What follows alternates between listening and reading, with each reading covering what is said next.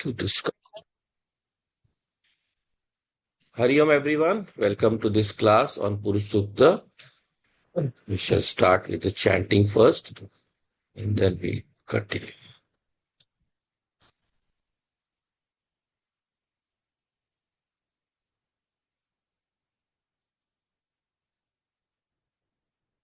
Om Sahana Bhavatu Sahano Bhunaktu Saha Viryam Karvavai Tejasvinavadhitamastu Ma Vidvishavahai.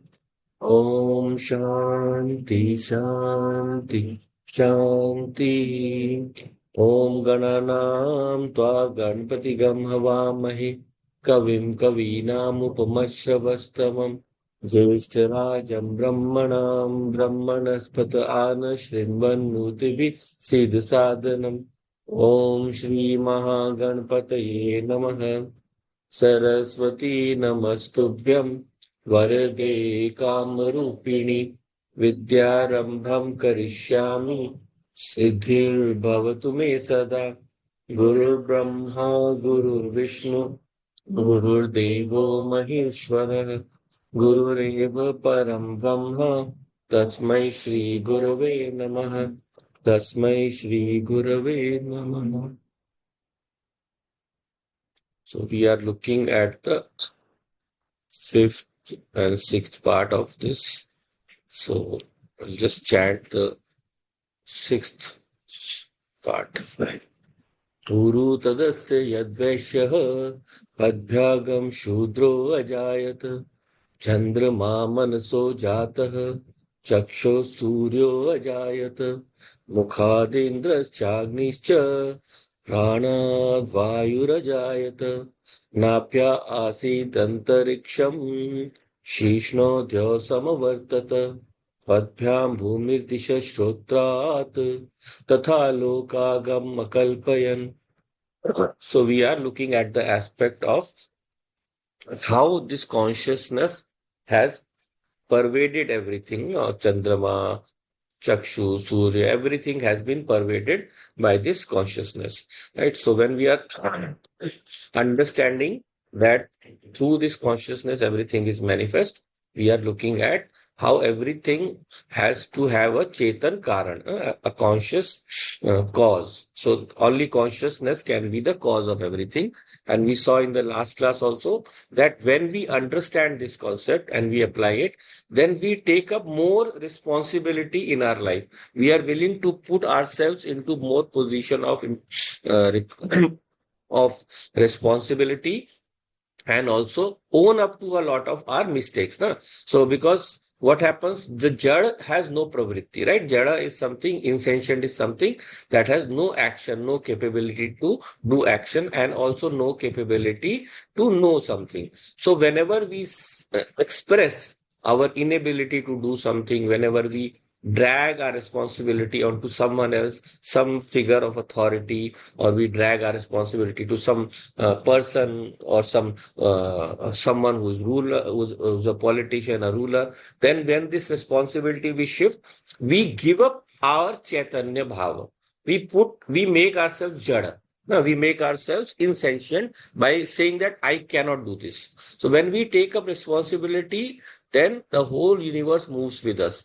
So just like that one single consciousness has projected this whole world, and through the first element, Akashaha, it has brought about all of the beings of this universe into being. So wherever anything has been created or projected, or even we will say that it exists, even if it is moving, even if it is, holding together, it is through that power of consciousness. So this is called Chetan Karanvad. So with this view in mind, we have to follow the understanding that we will always be sentient beings, and that will help us always to look for our position in the society that we have been now projected onto. So if we understand this with some more logic, so like we were looking at how according to Vedanta, this I is sentient, right? Uh, Of course, it's the consciousness that is sentient, but when we are observing something, whenever we are understanding an object, then that object is being seen through the instrument. Now, that instrument, in this case, if it's the form, then it is the I that is sentient. So let us say if we are looking at a vase, a beautiful vase. So whenever we are looking at a vase, the I is sentient towards the vase. That is, the I is associated with the sentient consciousness is seeing the vase. So now the desire, if we have of the vase, if it's a beautiful vase, we want to possess it. This desire is what? Is this sentient or insentient? A desire has to be sentient, right? Without there being any sentiency, we cannot desire something. But what happens to the I here? The I itself is insentient with respect to the mind, because that desire will be expressed through what? Through the mind. So the I is insentient with respect to the mind. Mind can see whether the I is weak or strong. Again, as we go back, with respect to the witness consciousness, the mind is insentient. The mind is insentient. It has no power to do anything unless consciousness is provided to it by the original consciousness, right? Because this consciousness is the witness, right? It is the drashta. It can see the different states of the mind. The mind is happy, mind is sad.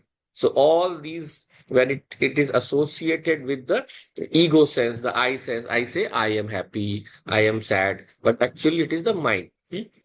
So just like whatever center, whatever kendra the consciousness functions through, we assign the ego to that center only, right? We think that center is the doer. We assign doership. Right. So as we saw earlier also about the ruler part, just as we elect, the people will elect the ruler. So ruler is insentient or drishya for them, right? Ruler is insentient or drishya for them. He is there, what we call the food, bhogya, and they are the eater, right? Because he will do something for them and they will consume. So this is what our attitude is normally towards everything in life. We think that we want to consume something. We search for something that will become our bhogya, that will become our food, right? So we always prefer to be the bhokta. Uh, so what is the bhokta? The bhokta is always sentient. Bhokta is always sentient. So always, we saw last time also that you associate very closely mentally in your mind. The bhokta is sentient, the bhogya is, or the food is insentient, right? So now for the ruler, if you look at it in the reverse way, someone has become the ruler or politician or chief minister or whatever of a particular area. So for him, he thinks in the reverse way. So he thinks that the people are the bhogya. He thinks people are insentient and he is the eater. He wants them to, keep giving taxes or even let us say respect. So money, taxes, and a large portion of it he wants to utilize for his own personal comfort without giving back proportionally. It happens with a lot of politicians. No, lot of taxes come to them. The funds are under their control, and they tend to, through different methods of corruption, they tend to appropriate those funds for their own self, right? So actually it is not allowed. So now if this happens, we blame the government, that the government is corrupt, or the person who is in charge is corrupt. So we have to always remember that we have to say as people that we have created the ruler. We have the power to change him and reform him. We can always, protest. So if the ruler says it is my duty to keep the people happy, then also we are agreeable to that. Then what will happen? If we take our responsibility, we become the bhokta, we become sentient. And if the ruler also makes it his duty to keep the people happy, to do the things that are needed for society, he will also become the sentient bhokta.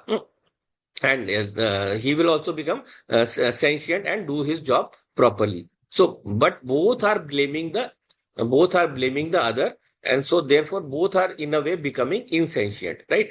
So, if we have to consider ourselves as sentient beings, then we have to apply this principle to are transactions in society. We can this apply this to the individual, to the society, and every level in between, like family and village and so on. So this way we have to learn to assign this responsibility. Like in the family also it happens. So father says the son is getting spoiled, beta bigad raha hai. So who will improve the son? Who will be in charge of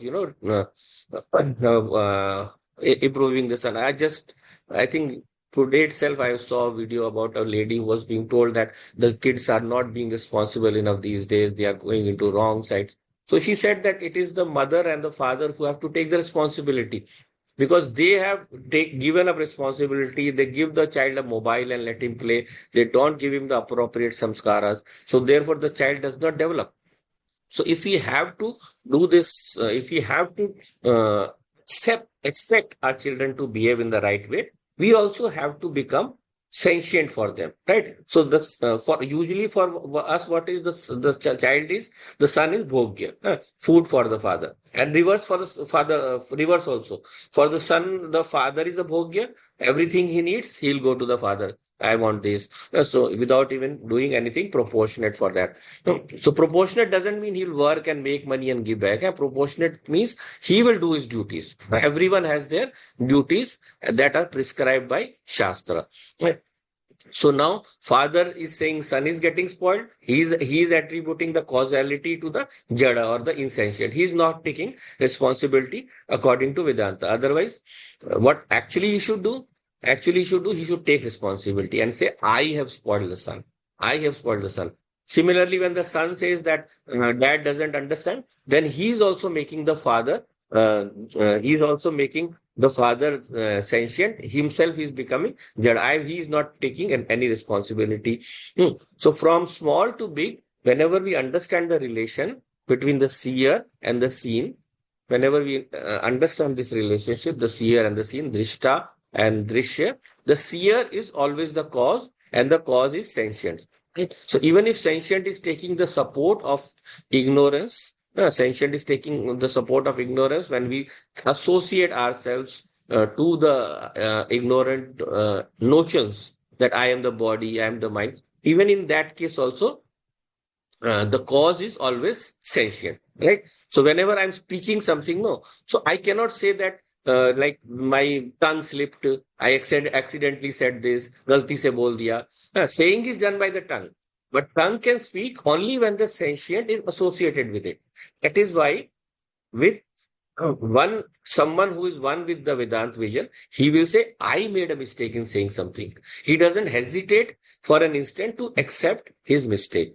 So it is possible that he may have said it with good intentions, but the other person misunderstood. That also he will not say.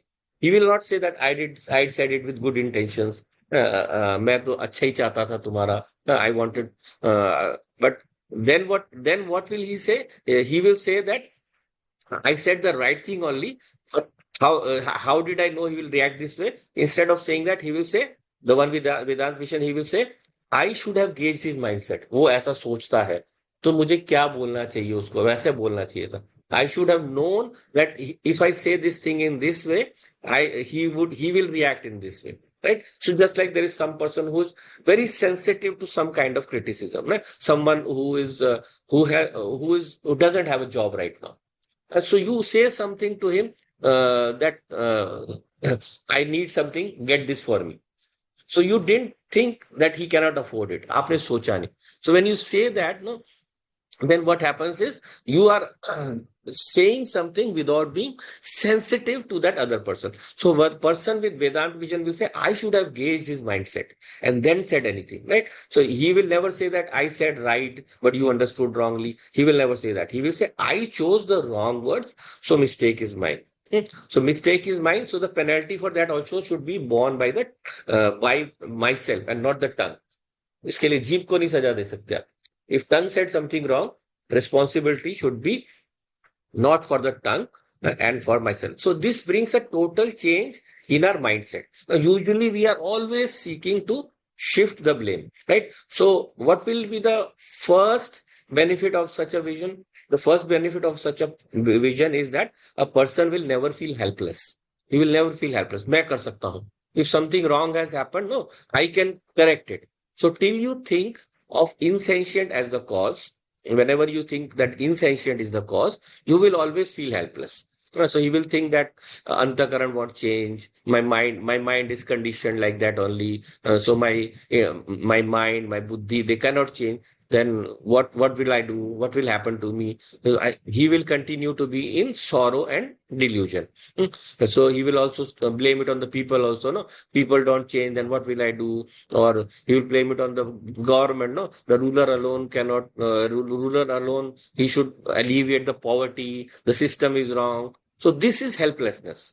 This is helplessness. So same way, other people will also say, for the society, what can we do alone? The government alone, they can do something. So that is our helplessness because we depend on someone else to do something. We always depend on someone else to do something. No, even for some kachra, some garbage in the street, no, we will not do something.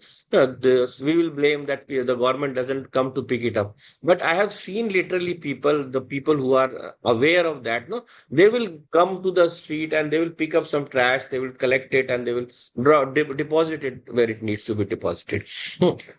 So this mindset has to come from our training only. And our Shastra has this training. But today, what have we done? We have given up our Shastras. No, so that is why most people are unaware of the basic civic sense. So therefore, the ruler, he cannot actually alleviate poverty. No, he cannot do it because that is his helplessness. So therefore, we have to do depend on ourselves to do something, right? Whenever we depend on someone else to do something, then that person who accepts, we are accepting or we are ascribing sentiency to that person, we are giving away our power to him. हम अपनी शक्ति उसको दे रहे हैं. We are giving away our power. But one who accepts sentient as the cause will not be helpless. He will be opposed to this person. He will be opposed to the helpless, insentient person because he himself knows that he has to do it. He starts his work at the very same instant. It doesn't wait. कुछ नहीं हो रहा है, मुझे कुछ करना पड़ेगा. He accepts the biggest of mistakes also that I have done it. I have done it with the help of mind and ignorance and selfishness. That much he can add. I have done it with the help of my instruments, the mind, my ignorance, my selfishness. So because I have done it, because he's done the mistake, with constant effort, I will correct this mistake. I will correct my ignorance. I will correct my selfishness. So this is the curing of the disease. This is the curing of the disease of samsara that we put on ourselves. The wound of ignorance will not heal with any temporary measures. Well, so only by knowledge, this basic ignorance can be destroyed. This disease will not go away. So same way with Atma Jnanam also. This knowledge can, this disease of samsara, this pain that we have when we come to samsara, it can go away only with knowledge, right? So this disease will not go away through superficial covering of the wound. So because when we try to cover a wound, the wound is still there below, it will not heal. So how do we try to heal the wounds that we suffer?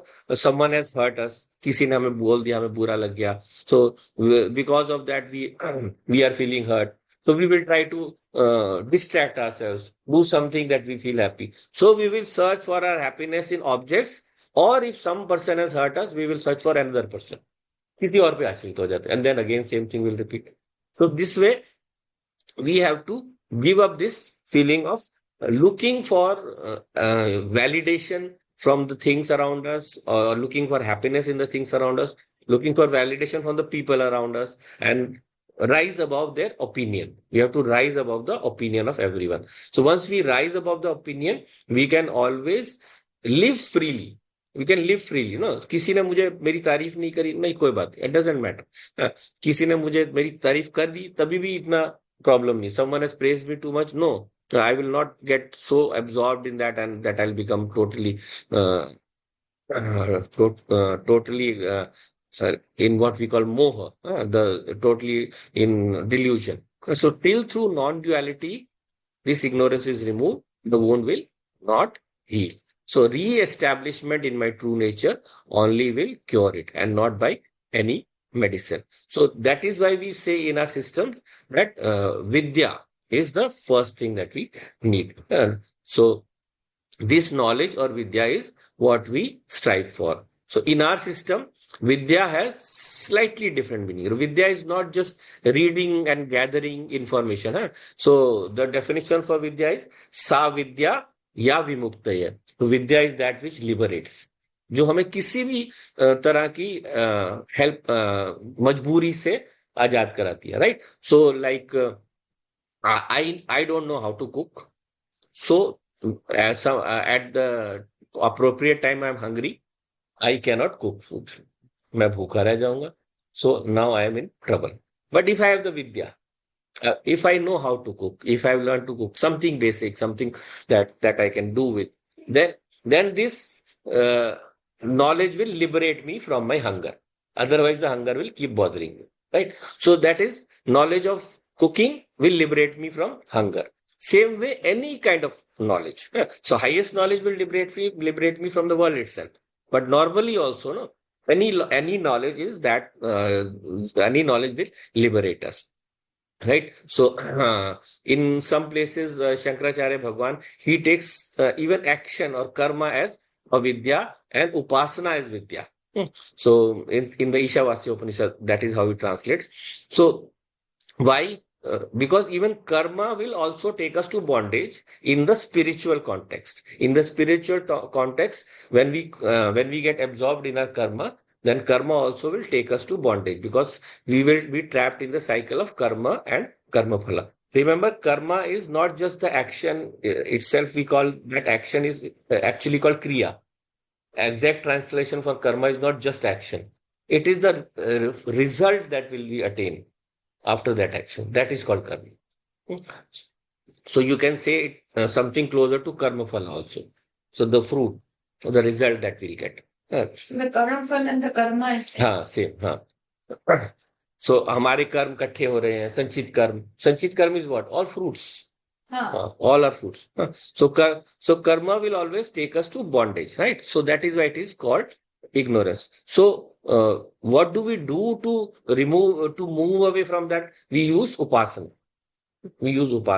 Upasana can become the cause of moksha. That is why it is called vidya in lot of places. Because indirectly. So whenever we do upasana, we are moving away from the control of what things have on us, control that things have on us. Upasana में हम क्या करते हैं? कुछ छोड़ देते हैं. And we surrender ourselves to a higher power. So in this way, we allow that higher power to work through us and take us towards liberation. उस देवता को हम परमिशन दे देते हैं. We allow him to work through us and take us to liberation, right? So that is why indirectly upasana can be a cause of liberation. So this we call lakshana vritti. Not directly it will give, indirectly it can give. So just like, so some people say Bombay samudra pe hai, Mumbai is on the sea. But is it actually on the sea? It is not on the sea. It is on the side of the sea. So in this way. So out of the vidyas, we have seen this earlier also. What are the vidyas? We saw in the story also, the story about the Brahman who goes to the king to ask for gold. So what had it Guru said? I have taught you 14 vidyas. So give me 14 crore Swarna Mudra. So the 14 vidyas are basically 4 are the main Vedas. 4 जो है वो वेद है, 1, 2, 3, 4. So Rigved, Yajurved, Atharved, Samved. And then the next 6 are the Vedangas. They are the supports that we use. Anga is a part of the body. So Anga, Vedanga are the parts of the Vedic literature that help us decipher the Vedas. So we have Shiksha, we have Kalpa, we have Chanda, and we have Niruktaha, we have Vyakarana, and we have Jyotisha. So all these 6 are Vedangas, right? So when we study these, we can decipher the Vedas. So like Shiksha represents the how the Vedic words are structured, the poetry behind that. So that is there. Then kalpa represents when we use a Vedic mantras to do some karma. Then what are the different measurements? Kalpa means measurement. So what should be the size of the Vedagni with the yagya and all that is kalpa. Then chanda represents the different meter. So different meters of the Vedic verses. Anushtup chand, Trishtup chand. Then we have nirukta. Nirukta focuses on the words. So every word can have different meanings in different contexts. And then we have Vyakaran.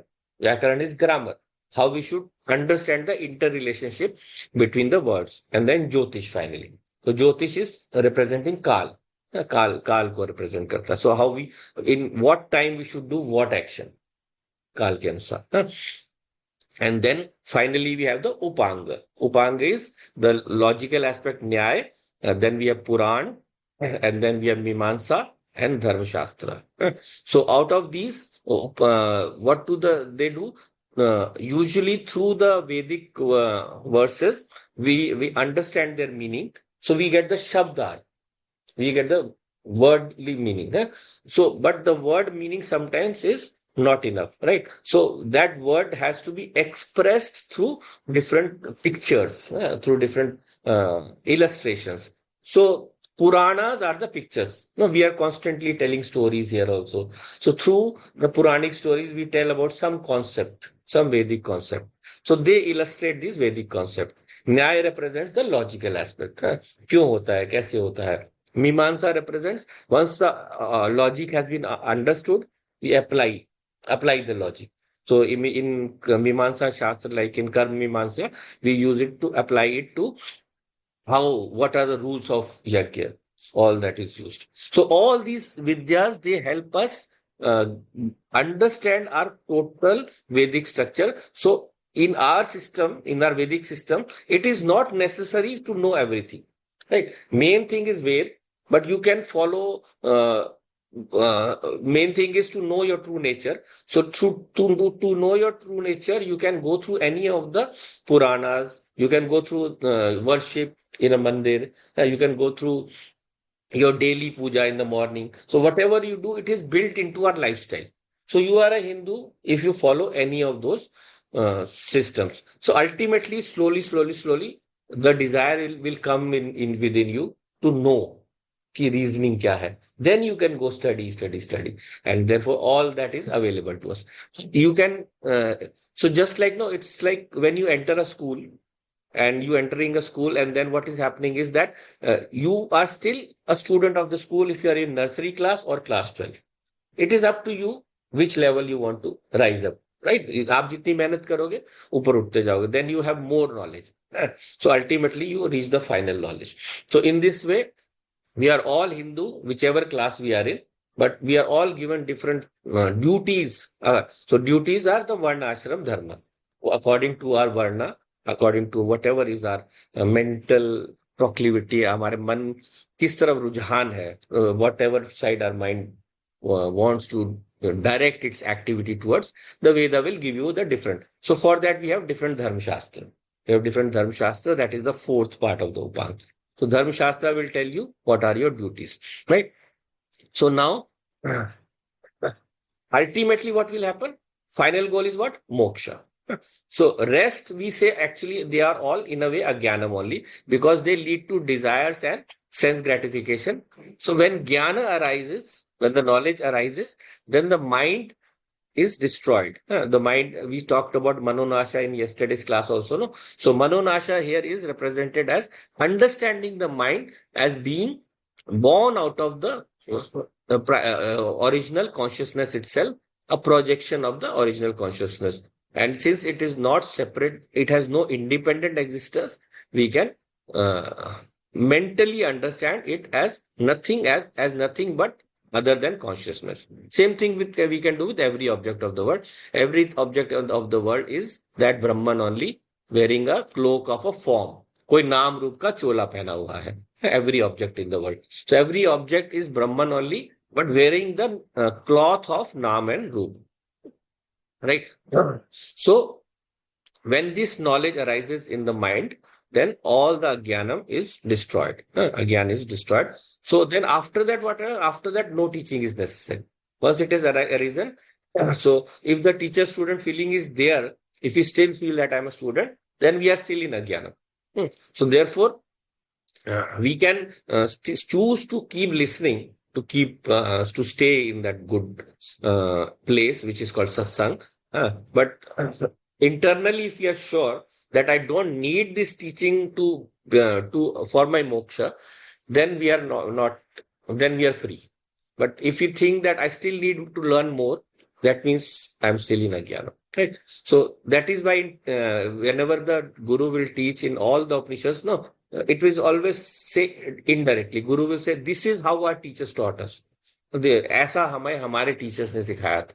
So they don't take the teaching upon themselves. मैं नहीं सिखा रहा हूँ. So it is not that the guru doesn't have experience of the self, but he can't express it himself. It has to come from Shruti. Because Shruti will also use indicative language. वेद में भी कभी direct नहीं बता सकते. Direct, it has to be our own experience only, right? So therefore, in the Upanishads, it is said, iti sushrum purvesham, ये हमने सुना था अपने गुरुओं से. So वही मैं आपको बता रहा हूँ. But that is the same thing I'm telling you. So whenever a teaching is made, it will refer to some earlier teaching, right? So all the Upanishads will say that.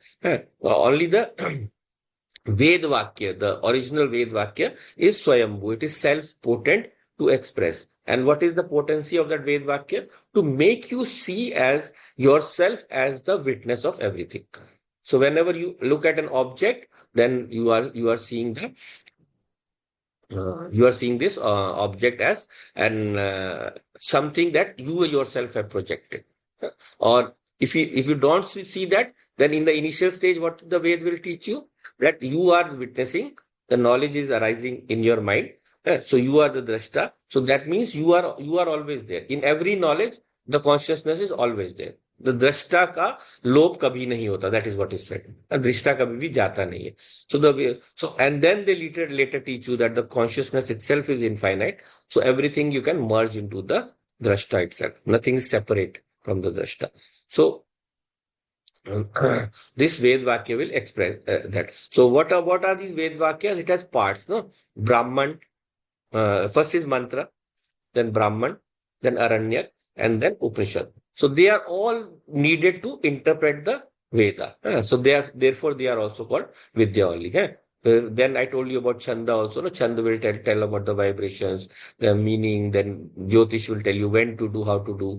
So all this will indicate the wordly meaning, and then finally Itihas, we saw Itihas and Purana, they will indicate to you the illustration, right? So for that, a structured approach is needed. We should have the full knowledge before we can get into any, we can be fully sure that we can use that knowledge to do something, right? So there was a story about a Seth, rich man. He heard that some dacoits have come to the city and they might attack anytime. कभी भी लूट सकते हैं. So he asked the people, knowledgeable people, what do you do? So he said, you will need weapons to fight them. So he said, okay, then give me the best weapons. He collected all the weapons. I need swords, I need guns, everything he has collected. And so then finally one day the dacoits come. So then when they come, he tells the gun, go and fire. He tells the sword, go and fire.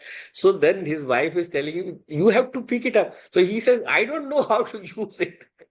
So it's just an illustration. No one can be that stupid. So what happened is ultimately he got angry and he kicked the sword and his foot got cut. There was a cut on the foot and he hurt himself. And then the thieves, they took away everything. Right? So unless we know how to wield the weapon, हथियार कैसे चलाना है, we will only cut ourselves. We have to cut ourselves. That is why we have to study the Vedas in a structured way, so that a lot of people know they will be talking. Then I watched a conversation. I felt so uncomfortable in commenting because there were so many learned people. But yes, they were talking about so many, they had read so many high-end books, but coming to the basic concepts, they were totally clueless. Someone was saying, how can Brahman be everything? All kinds of things that are opposition to the Vedic teaching. He has heard about the Nasadiya Sukta. He has heard about the Purusha Sukta. He is even expressing and describing it, but all kinds of wrong interpretation. So that is why we have to make this knowledge with a weapon. And for that, we have to start with the basics. एकदम शुरू से सीखना पड़ेगा, starting. Now, once our basics are strong, then we can jump up, then we can go to the deeper. That is why, even the Veda is afraid of a person uh, who has entered without the basic requisite knowledge. Ved bhi darta hai aise purush, because he might make all kinds of wrong conclusions and then end up imposing those conclusions on people who are less, less read. So that is why we have to be very, very careful. We have to follow the due process. So for this due process, we are talking about upasana. So it is a very, very important part of our journey in our spiritual progress. What does upasana do? It doesn't just prepare you for the knowledge itself. It prepares you for action also. Upasana will also prepare you for karma. So someone who does upasana, no, after upasana, the person will become energetic. You do your part in the morning, and instantly after that, no, you will feel like you have a lot of energy. So, we watch our older people, the senior people of our family, and we watch them, they go to work and they will work for a full day. They will have their meals also there at the place of work. And then at the end of the day, he's still happy and he's still very alert and, fit. I'm not tired at all. Why? Because his work is upasana for him. He has made the work his upasana. And his ishta is wealth. His ishta devta is dhanam. So that is why he is doing his upasana. So when he comes home with his earnings, his face is glowing because his upasana is successful, right? आज मैंने 50,000 कमाए. He is happy. So opposed to that, let us say he takes his son also to work. तुम भी चलो आज मेरे साथ, थोड़ा मेरे साथ सीखो. You come and learn with me. So son will start going, okay, father has asked. And then he will, father is going at 9, son will go at 11 o'clock. Then around 4 o'clock, he will say, I'm tired. I want to go home. I want to go and I want to play my tennis, or I want to play my games, or I want to do something with my friends. So he will leave. So why? Work is not his upasana. उसके लिए वो उपासना नहीं है. His इष्ट देवता is enjoyment, मस्ती करना. His इष्ट देवता is enjoyment and not money. So he needs money so he can enjoy, so he works, but it is not his इष्ट देवता. उसके लिए वो उपासना नहीं है. That is why he gets tired very fast. That is why he is able to work for lesser thing. No, so just like we apply this principle in wealth, apply this everywhere. जिस चीज को भी हम अपनी उपासना बना लेंगे ना, we will be more active towards that. Like there is some person is reading a book, reading a very interesting book. So wife says that hot food, garam garam khana hai, pakode बनाए आज आपके लिए, food is ready. So come and eat. So he will say, you eat ना, तुम खा लो, I will eat later on. So she will say, little while ago you were saying you were very, very hungry. He said, no, I'm not hungry. भूख मर गई. I'm not hungry right now. So because that book is new and that book is his upasya, that book, for him, that book is his upasana. No. So that is why I'm applying this to myself. So he tells his, so same thing, like, no, his son is there. He will tell his son, you must study for 5 hours every day. Either this is your class 11, 12 or class 10 exam or some crucial exam. I used to study for this longer, or you want pass engineering. But the son will, if he's not that much interested, he will get a headache after 1 or 2 hours. अरे पापा मेरा बहुत सिर में दर्द हो रहा है, मैं बाद में पढ़ूंगा. So because study is not his upasana, he has not made it his upasana. So whenever work is upasana, it will give us joy. आनंद देता है हमको. Not just chota mota anand. It gives us the joy that is beyond most worldly anand. Sometimes, no, even enjoying something or eating something or consuming something does not give the joy if something is your upasana. Someone is going to the gym. It is his upasana. He enjoys it so much, he cannot give it up. So, therefore, whenever work is upasana, it gives joy. But if it is not, it will give us pain. So that is why Jnana is not just to liberate us from the worldly things also. That is the ultimate aim. It is also to give us the right attitude in life so that whatever we do with upasana. जो भी कुछ करना है उपासना के साथ करें, है ना? Choose the right upasya and also learn to give up that upasya for something higher when you find it, right? Because there is an age, no, some people, they are working in their 70s and 80s also, they are busy with that thing, even if they don't need to. You need to move higher somewhere, you have to change. So you have to, that is why our shastras have made the different duties, no. So 25 to so up to 25 you are a student, huh? Brahmachari, then you are the grihastha. Then after 50 to 75, you start giving up your duties to your children. You start taking up less responsibility. And then finally you give up responsibility after 75. So in this way, this is how it has been taught to us. So what does the Veda say, the Agama says, that what do you need to make this body alive?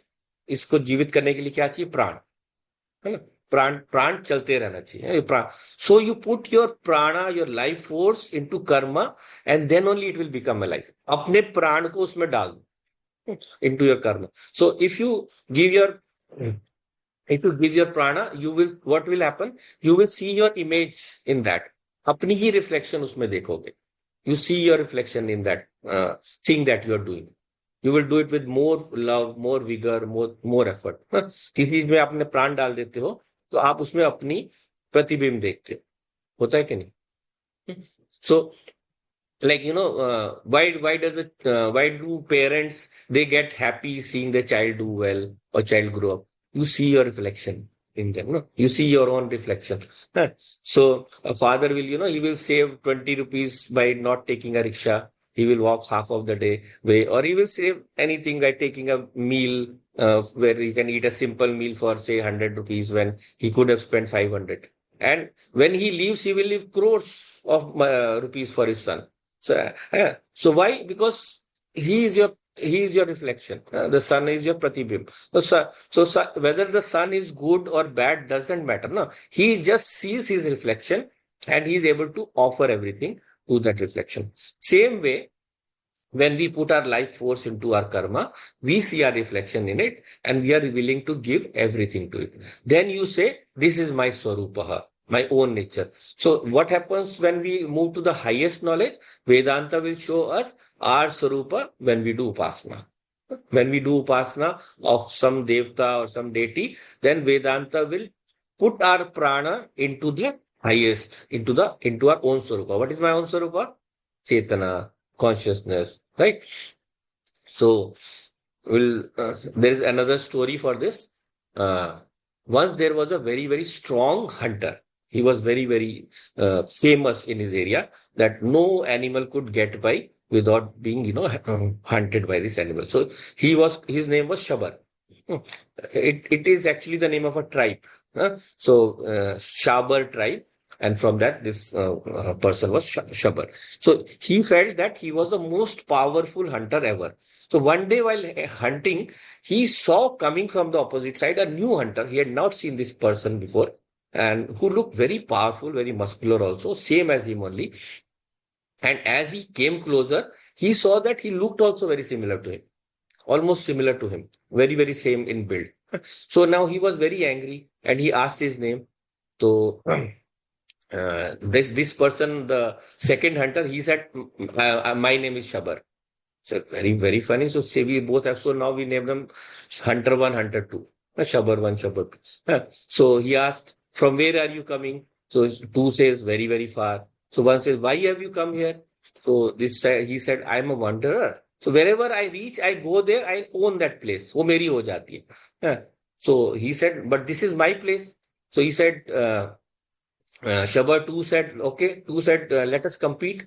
So he said, what kind of competition do you want to do? So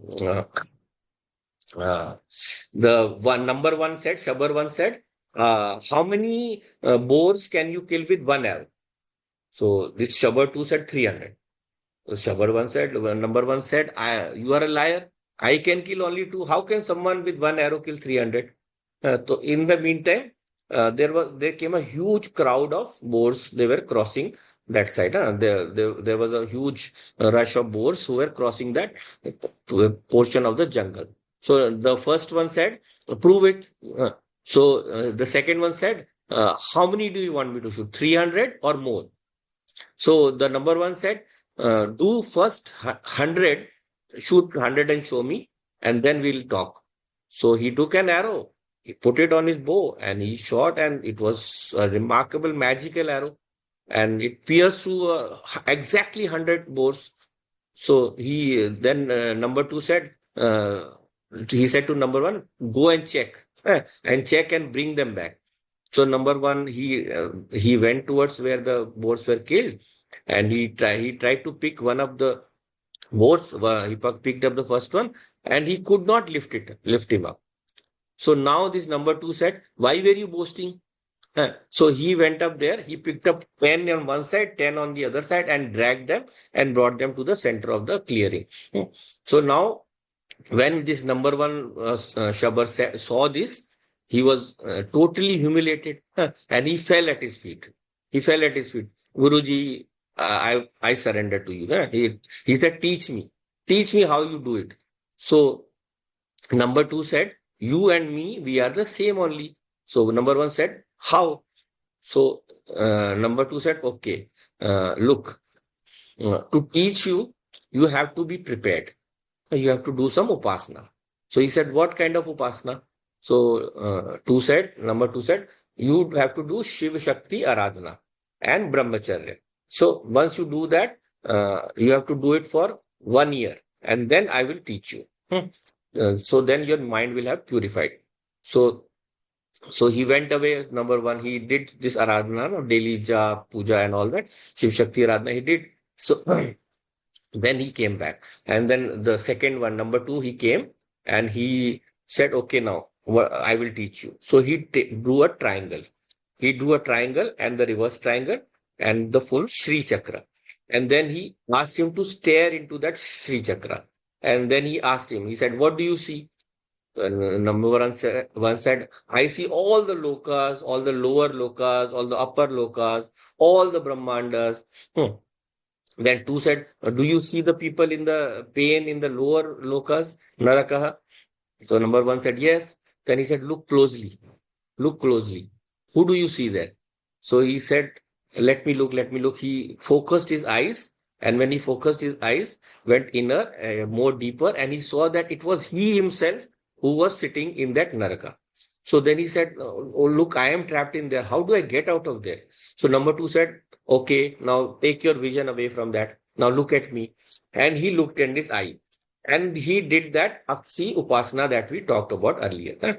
So when he did that Akshi Upasana, and suddenly at the end of the Upasana, when he looked, the other number two hunter, he had disappeared, and only one remained. Only one remained. So number two is disappeared, only one is remaining. So what is the essence of this story? What is the Vedantic truth behind this story? That the Vedantic truth is, this is the story of a Jiva and Ishvara. So the number one is Jiva, number two is Ishvara. So every Jiva is a Vyag. He's a hunter. Every Jiva is a hunter. He tries to pierce every object with the arrows of his desire. He tries to pierce them so that he can take them. So we poke our desires into the objects of the world. Yeah. And when we do that, when we attain, a lot of the objects of our desires, we think that there is no one like us. We think that we are the best. There is no one like us. So that increases our ego. Our ego will increase. So I will control everything with my money. That is what we think.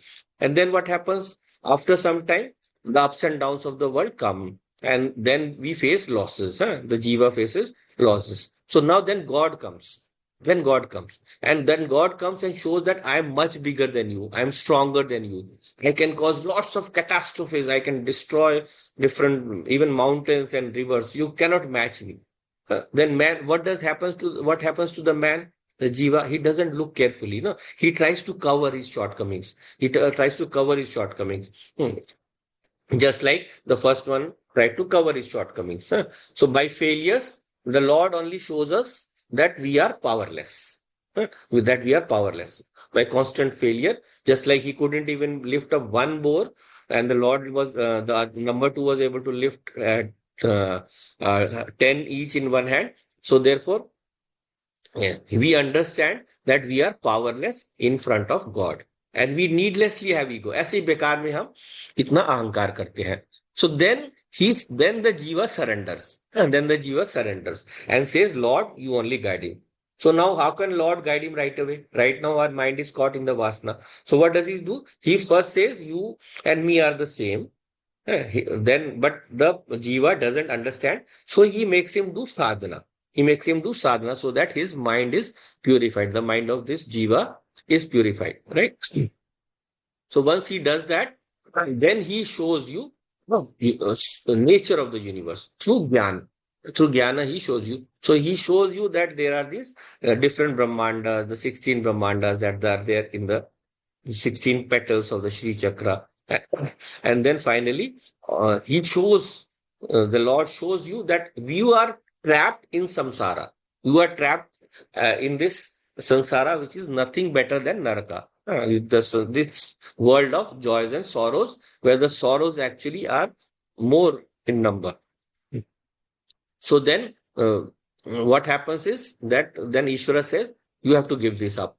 You have to give your thinking of yourself in this way. So that is when Ishvara asks you to look towards him. He draws your gaze towards him. So when we look at Ishvara, when the jiva looks at Ishvara, then then the jiva sees himself as Ananda Swarupaha, as the nature of joy itself, and he discovers his true nature. So now the goal is achieved. So the goal is achieved, and then Ishvara is disappeared. Ishvara disappeared means you are seeing yourself as consciousness only. No second, there is no one beside you, and only you remain. So through all shastras, knowing about the different worlds and then seeing oneself trapped within them and getting out, that is the nature of this this universe and how we are trapped in this, right? And that is why we are caught in what we call the Kala Chakra. Kala Chakra. So chakra, what it means basically, chakra means tripti or satiation, no? Satisfaction. These words, they constantly satisfy us with the different objects within them, the 14 lokas. So these 14 lokas are chakras that are giving us satiation. And then Vrinda represents their group. Vrinda is their group of 14 lokas, the samuha. So when jiva is in these chakras, he cannot go to moksha. So this Bhagwan Krishna also illustrated that he couldn't go out of Vrindavan. So Vrindavan represents this samuha only. So because he's playing a role. He's playing a role that I am an avatara, but I am taking the form of a human. So therefore, people think that he never went to Mathura, which is false. People think that Krishna never went to Mathura. He played his avatara role to fullness, never moving out of his group of chakras, because all-powerful Lord cannot be limited. So through this story, he showed that initially he could not move out of this vrinda. So whenever we as jivas get trapped in these 14 lokas, we cannot move. We need the guidance of Ishvara to go beyond this. Right. So the person who reaches this state, no, the person who reaches the state of liberation from all of these desires, no. So what are the first things you have to give? You give up all our desires. First thing you have to do is we have to give up all our desires. So there are basically all the desires of the world. They are classified into three broad categories. And they are classified into three broad categories. They are Putra Eshana, then we have Vitta Eshana. Sorry. So we have Putra Eshana is desire for offspring, Vitta Eshana, the desire for wealth, and Lok Eshana for the objects of the universe, right? So all our desires can be classified into that. So Putreshna represents all family members, all things, all our offspring.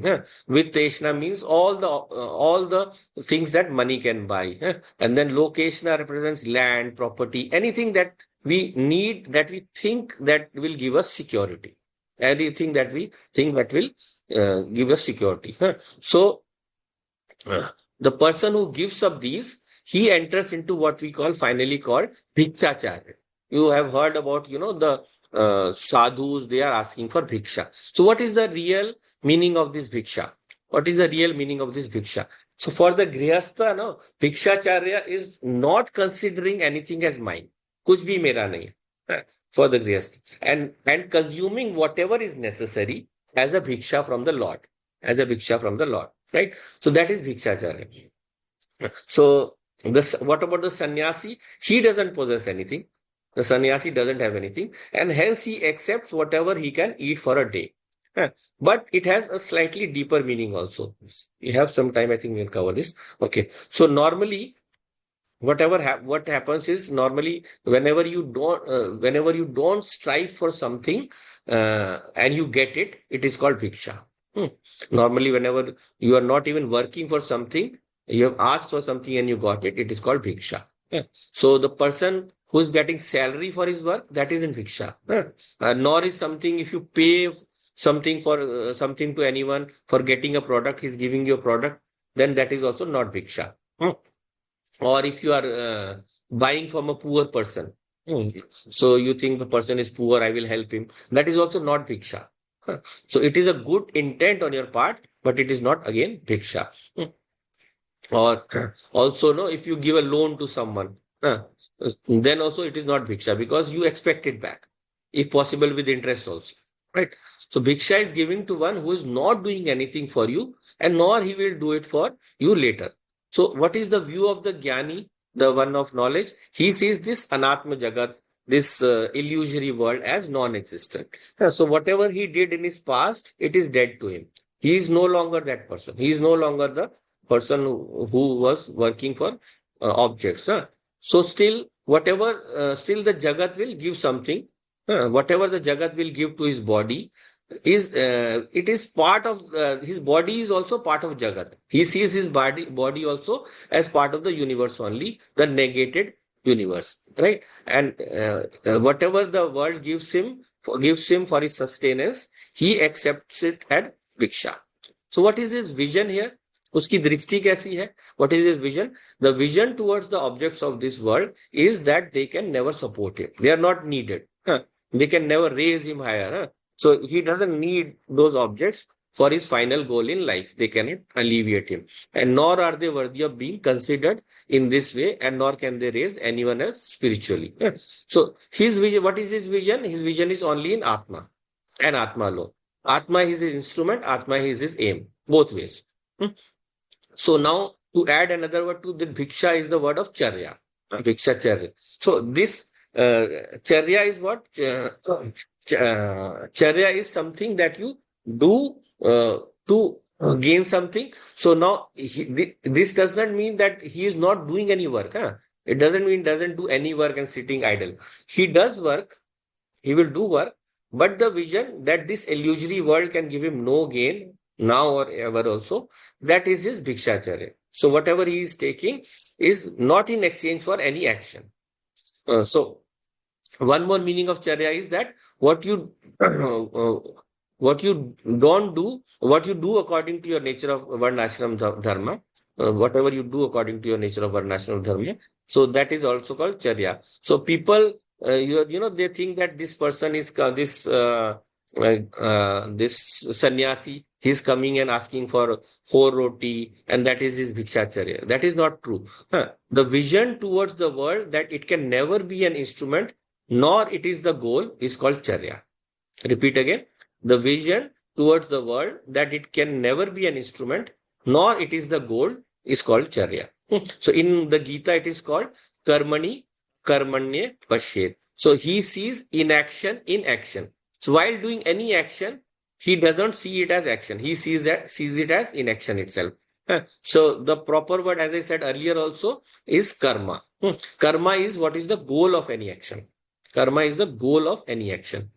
And so action is kriya, karma is the goal. So every kriya is not karma. So like breathing, sleeping, or something that I do not for mechanically. So that is not karma. That is a kriya. So if I say I go to the village, I go to the village, then the going is the kriya, and the goal or the village is the karma. Reaching the village is karma. So, or if I'm consuming something, I'm eating something, so I eat roti. So if I eat roti, eating is the kriya, and roti is the goal. That when I consume that roti, that is the karma. Right? So for the jnani, the goal of action is nishkarma, and not seeing any action in whatever he is doing. So not seeing as the goal of any desire. He is not seeing anything that he is doing as the goal of any desire. So akarma is the goal of his kriya. Akarma is the goal of his kriya. So he doesn't do anything for prarabdha. That's something I'll get in the future or anything else. So now Agyani, what does Agyani think? He cannot understand this satisfaction of the Jnani. For him, it is a mystery. But for the Jnani, he says, it is said, Yatra Veda Aveda Bhavanti. He doesn't even need the Veda. He can even give up his body to protect you. So that is our attitude that we need to inculcate if we have to reach the level of the Jnani in our daily life also. So whatever we do it with the feeling that I am not the doer. I am not doing it for any gain. And whenever I'm doing something, I don't consider, you have heard of, wise people say, मैंने कुछ भी नहीं किया. So he has done it, but he's not taking up doership for that. The more we take up doership, the more our ego arises, and the more we get caught up in expectations for the fruits of our actions. So once we take up this attitude, we navigate smoothly through all the problems of samsara. We go through that without getting caught in this caught in the problems of the world, no? All the problems that come from the ego, right? So in this way, we have to go through samsara.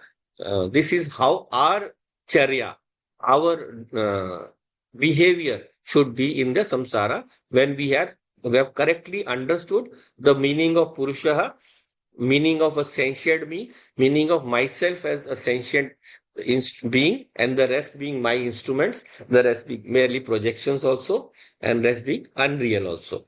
Once we take that, then nothing can stop us from taking ownership of our action, and we navigate through every action that we have done without the feeling of doership. So that is how we incorporate jnana into our daily life. So we'll wind up for today. Time is up.